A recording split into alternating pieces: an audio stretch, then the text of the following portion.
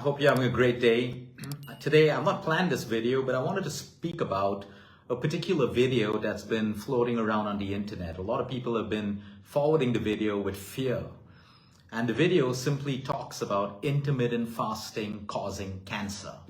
So I listened to the video. It was a short, I think, 2 or 3 minute video.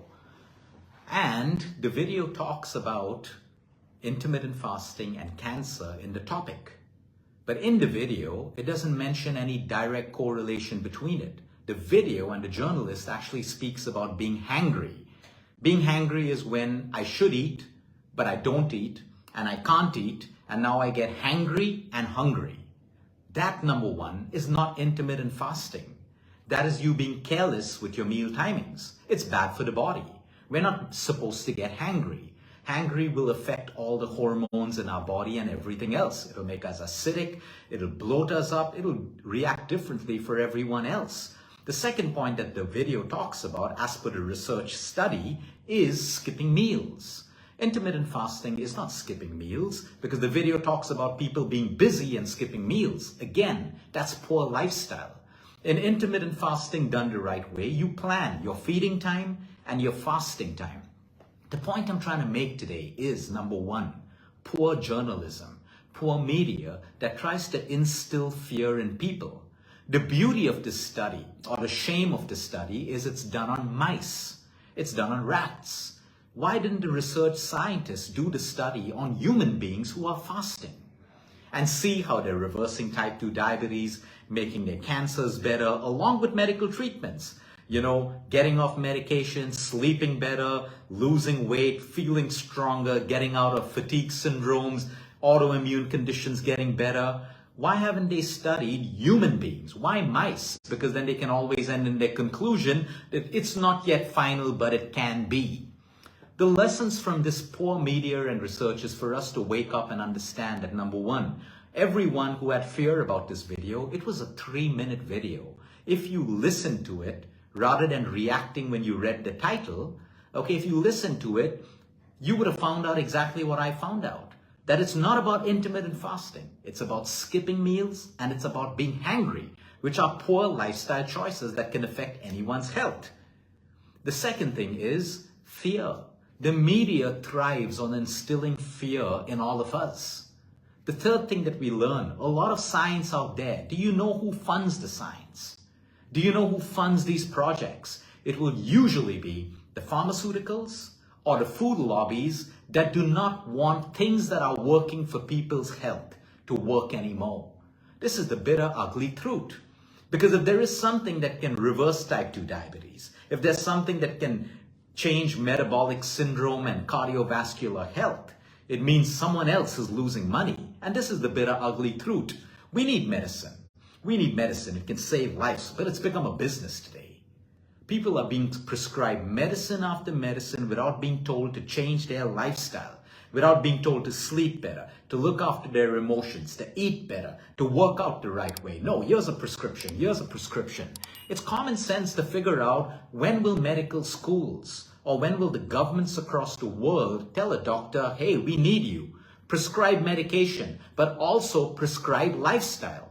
Prescribe it. Tell your patients that for the medications to work well, for you to actually get better and not become a patient of chronic sickness, tell them, prescribe better sleep, prescribe sunshine, prescribe better food. You may not know what food to prescribe for them, but at least they understand that my doctor feels it's important for me to eat well. Prescribe exercise, prescribe nature, prescribe emotional health. All you need to do is write it down. They can figure out how to do it, but at least every patient knows that, hey, it's not just the medicine. There are other things that I need to take responsibility for. This is the only way we're going to see a better world of health. Because right now, it's common sense. We live in a world where we have AI, we have people on the moon, we have everything, but yet we're a sicker country and a sicker nation. Why? What's going wrong? The focus is wrong. The system is broken. The system is fragmented. So the whole point to understand is, and that is why we invest in prevention.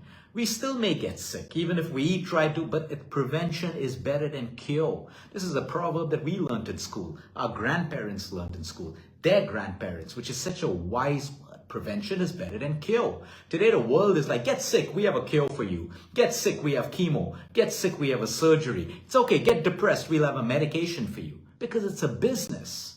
While these same meds are necessary for people who need them, what about prevention? So the whole point is, I encourage everyone, use common sense. Listen to intuition. Also listen to your doctors, but not everything. Take the medicine. That's their expertise, but you need to do beyond that. If any doctor tells you, hey, just take this pill, you'll be fine, you're not going to be fine. Your parameters will look better because there's a chemical working in your body with side effects, but you're going to be sick or you're going to have a secondary problem. So the understanding is, please understand, journalism and media is not working for your benefit. It's not working for your favor. It is paid for. It is funded like everything across the world. And that's why we need to use common sense. There is good science and there is bad science. But always think that if there's science only pushing one thing, what is the science that is not being brought to the limelight? Like there is science talking about sleep deprivation and cancer. Don't you think that should be flooded on TV screens? It should be taught in schools. It should be everywhere. The science exists. No, why?